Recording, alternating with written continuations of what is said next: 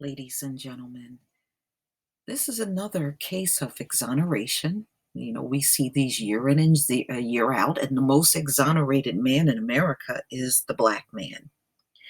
And this story is no different. This came out in UVA today, September 26, 2018. This is why I don't support your criminal justice system. 66% of the people sitting in prison, ladies and gentlemen, have never been convicted of a crime. And they have been in there for years and years and years and never convicted of a crime. You know why? Because even the arresting officer know they have somebody that really didn't commit any crime. They can't let those cases go to trial because those folks would literally walk, and they don't want them to walk because the prison work must be done.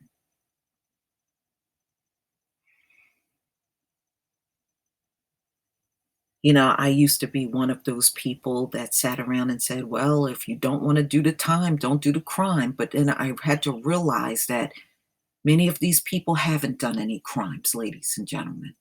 They haven't done any crime. Something is wrong when the majority of your prisoners have never been convicted of a crime. Something is seriously wrong with your system. It's evil. Client paroled for a crime that UVA Law Clinic says he never committed. Another case of an exoneration.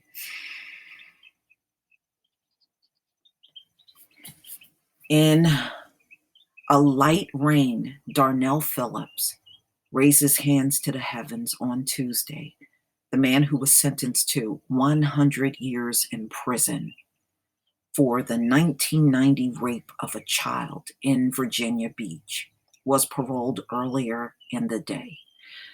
About 3 years after new evidence was uncovered in the case by the Innocent Project Clinic at the University of Virginia School of Law, he was free.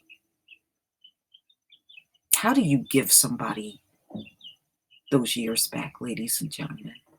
From 1990 to 2018, before someone realized he never committed the crime. You can't give that back to a person. What they do in this country to people to get them in jail is evil. And you already told y'all about the story of the police chief in Florida that was telling his officers to go out on the streets and just grab up any black person and pin any unsolved case on black men that they just snatch off of the streets. That's the kind of evil stuff that's done in this nation. I don't support that. I don't support your system. I don't believe in your cops, your judges, your system. It all needs to go. It's the most wickedest thing on the face of the earth. Clinic director Jennifer Givens and Deidre Enright, along with UVA law students, met with their client at around noon at a Virginia Beach probation and parole office following his morning release from the Greenville Correctional Center. They joined Phillips' mother, sister, and fiance to welcome him home. Some wore rain jackets, but Phillips didn't mind feeling the weather. He was all smiles as he gave and received hugs. The jubilant mood, however, was overshadowed by the fact that Phillips was at the office to register as a sex offender. Well, if he's innocent, I don't see why you would make him register. You see how wicked these people are. He's innocent, but he's still got to register as a sex offender. Man, this system needs to be torched. If there was some way of torching it and the people that are all attached to it They should all be torched. He has been officially cleared of the crime at this point. Phillips was furled as he spoke to press about his ordeal. 28 years. He served 28 years for something he never did. The exoneration rate in this country for Black men, ladies and gentlemen, is at 47%. That is high. This is why you should never accept them sitting in your face talking about Black people are the most violent. Don't you ever accept that from them. Don't you ever accept anything like that from them. And they are the last people that should be talking about somebody's violence. Look at their whole 500-year history of being here. They have never stopped being violent. Who's the only group hooping and hollering about a gun all the time? Those are your most violent right there. Don't you ever let them get away with saying that crap. And we have stories like this one coming out every single year. If Black people are so violent, then why are most Black people in jail for non-violent drug offenses? And why are 66% of your inmates, most are Black, never convicted of a crime? So don't talk to me about no most violent. You can take that bullshit and go back to your people with it. Prior to the decision by the Virginia Parole Board to release him, made 6 months ago, the clinic uncovered DNA evidence and received a sworn affidavit from the victim, both of which support Phillips' long-standing claim of innocence. Now, the victim said he was innocent. Why was he in jail? You know why? Because they are hell-bent on putting Black men in prison. They don't even care about the reason. Just get them in there. In 2015, a team from the clinic found the physical evidence that set them down the path to DNA testing. They discovered that a rape kit and garments from the original investigation had been in storage at a Virginia Beach courthouse evidence room, but had never been tested. How the hell you gonna let evidence sit for 28 years with it going untested? You see the dirty, low down things these people do?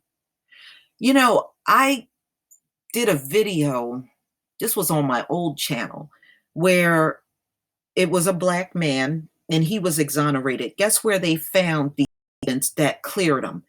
At one of the police officers' garage. He took and stored the shit at his garage at home. And this man got convicted, and the evidence that he hid in his garage could have easily cleared him. But see, this is the kind of stuff they do. Remember, they get paid and they get promoted. But see, they should not get promoted or raises for that reason unless it is a good quality and an arrest that's really taking a criminal off the streets. But for a bunch of bogus arrests, you're getting a raise and a promotion? No, you don't deserve that. Okay, after 2 labs failed to come up with anything conclusive from the time degenerated samples, the 3rd lab in California found evidence during the summer of 2017 that at least 2 men touched the garments, and neither man was Phillips. So this rape victim did not have any evidence or DNA from this man. It was 2 totally different men. In her affidavit, the victim said police told her that Phillips had assaulted other children. You see how they lied? His alibi didn't check out, and that her blood was found on his underwear at his house. You see, the police are telling this to the victim. Okay? So they are tampering with the investigation with a bunch of falsehood. None of these statements was true, said Enright, the clinic's director of investigation. So these cops just blatantly lied to the victim to get this man in jail for nothing. Givens, the clinic's legal director, said Phillips was a model prisoner. He had been in prison 28 years and he didn't have an infraction, she said. He's been an exceptional inmate. Phillips completed the required reentry classes prior to his release. He will be in supervised parole unless he receives a pardon or relief in the court, Givens added. Well, he should get that. He should get that. His whole record should be wiped clean. The fault lies on the arresting officers and the court. They are the ones at fault for this whole thing. Dennis Barrett, an attorney for Shatner and Libetz, who was a member of the original Innocence Project Clinic and the first student to work on Phillips' case, was among the additional well-wishers, which included current Innocent Project Clinic members, students in the year-long clinic investigate and litigate wrongful convictions of inmates throughout Virginia. Dennis has monitored the progress of Darnell's case ever since he graduated and drove from Washington, D.C. to be present for his release, Enright said. Wow. I mean, I'm really happy for this guy. I mean, he did not deserve what he went through. It was not right. It was not right. And these officers, I think when officers falsify police reports or frame people and they end up in jail, they should go to jail. They should go to jail. Why do they get to enjoy their life and walk free out here? And someone like this man sat in jail for 28 years for nothing. And they had evidence that could have cleared him over 2 decades ago.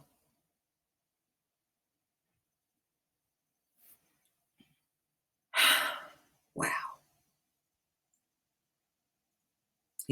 This just go to show you, ladies and gentlemen, they want us in jail badly, so badly that they are willing to make up some of the biggest lies on the face of the earth just to get you in there.